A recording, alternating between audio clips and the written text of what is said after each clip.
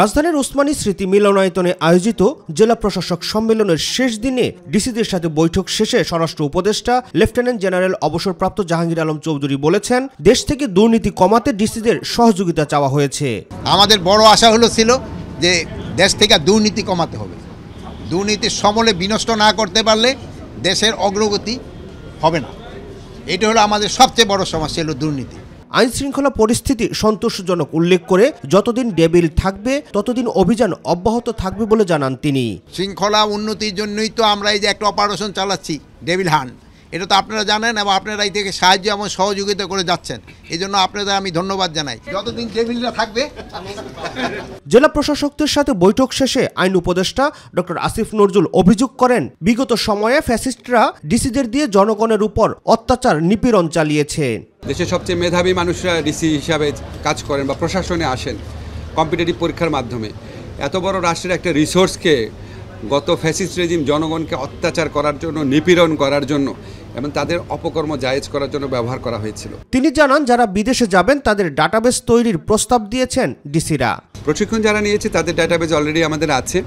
আর ওনারা যেটা বলেছে এটা আমরা অলরেডি সত্যি ভাবছি। আমরা এই বিদেশে যারাই যেতে চায় তাদের ডাটাবেস করার পদক্ষেপ নিয়েছি, অচিরেই এটা শুরু হবে। স্থানীয় সরকার এবং যুব ও ক্রীড়া মন্ত্রণালয়ের উপদেষ্টা হিসেবে জেলা প্রশাসকদের সাথে বৈঠক করেন আসিফ মাহমুদ সজীব ভুইয়া। বৈঠক শেষে ব্রিফিংয়ে তিনি বলেন, জাতীয় নির্বাচনের আগেই স্থানীয় সরকার নির্বাচনের মাধ্যমে প্রকৃত জনপ্রতিনিধি নিয়ে আসা উচিত। ফলত যেটা হচ্ছে যে একজন অফিসার যখন 2-3টা দায়িত্ব পালন করতে হচ্ছে, তাকে কোনোটাই আসলে ঠিকভাবে পালন করা একজন মানুষের পক্ষে কঠিন হয়ে দাঁড়ায়। সেই জায়গা থেকে আমি ব্যক্তিগতভাবে মনে করি স্থানীয় সরকার নির্বাচন করার মাধ্যমে সেখানে প্রকৃত জনপ্রতিনিধিদেরকে নিয়ে আসা উচিত। আওয়ামী লীগের যে সকল নেতাকর্মীরা গণহত্যার সাথে জড়িত নয় তারা জাতির কাছে ক্ষমা চেয়ে নির্বাচনে অংশগ্রহণ করতে পারবেন বলেও জানান যুব ও ক্রীড়া উপদেষ্টা।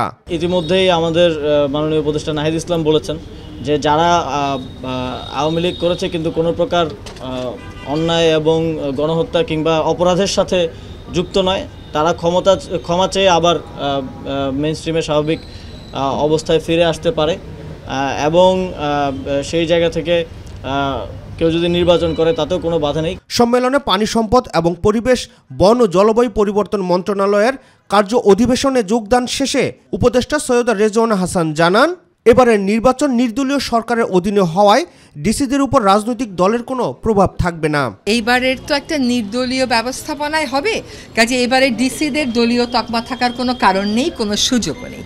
যদি কোনো ডিসিকে নিয়ে কোনো রাজনৈতিক দলের কোনো আপত্তি থাকে তিনি সেটা জানালে সেটা আমরা যদি দেখি যৌক্তিক কারণ আছে সেটা আমরা বিবেচনায় নিব। এর আগে সকালে ডিসিদের সাথে বৈঠক শেষে প্রধান উপদেষ্টার প্রতিরক্ষা বিষয়ক বিশেষ সহকারী লেফটেন্যান্ট জেনারেল অবসরপ্রাপ্ত আব্দুল হাফিজ জানান, 5 আগস্ট পরিবর্তিত পরিস্থিতিতে লুট হওয়া 1400 অস্ত্র ও 2.5 লাখ গুলি এখনো উদ্ধার হয়নি।